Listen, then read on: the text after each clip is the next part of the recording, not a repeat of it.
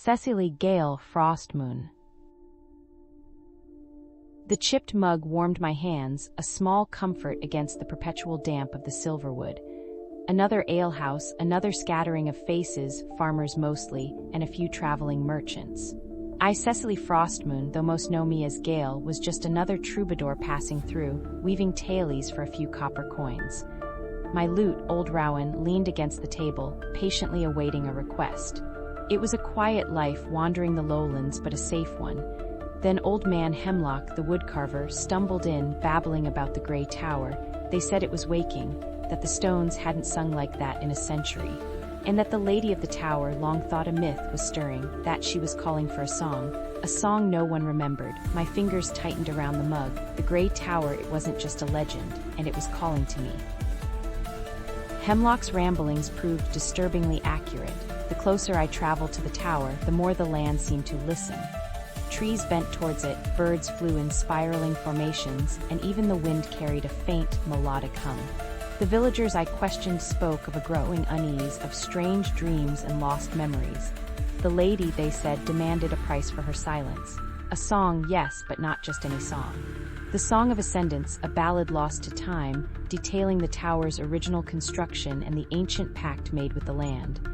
I pored over every scroll, every fragmented ballad I could find, but the song remained elusive. Each failed attempt felt like a tightening knot in my chest. The hum from the tower grew louder, more insistent, and I began to suspect it wasn't a request but a command. A deadline. Failure, I feared, wouldn't simply mean disappointment. It would mean something far worse. The tower loomed, a jagged tooth against the bruised sky. I stood before its obsidian gates, Old Rowan trembling in my hands.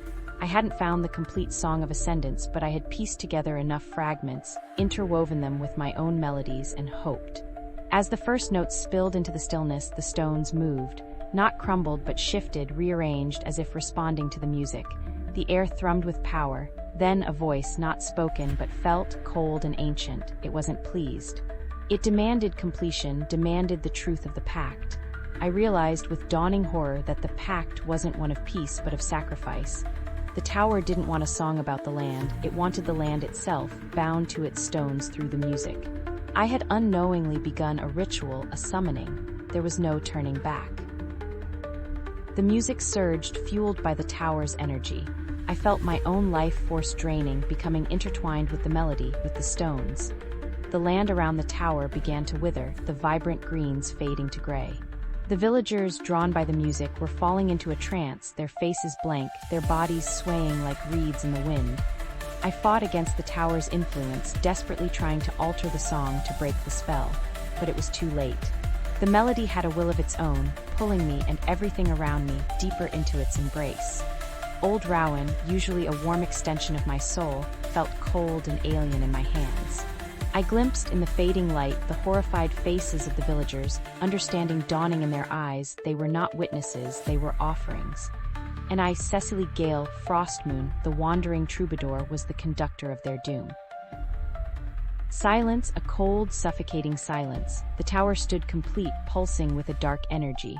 The land surrounding it was a barren wasteland, stripped of all life. I was no longer Cecily Frostmoon, I was a part of the tower. My voice, once filled with stories and songs, was now a hollow echo, resonating within the stone walls. Old Rowan lay shattered at my feet, a symbol of everything I had lost. The lady of the tower, she wasn't a benevolent guardian. She was a collector, a devourer, and I, in my foolish quest for a song, had delivered her a feast. The greatest fear wasn't failure, it was becoming the instrument of destruction, a melody of despair played on the bones of the land. There was no redemption, no escape. Only the cold, unending silence of the gray tower.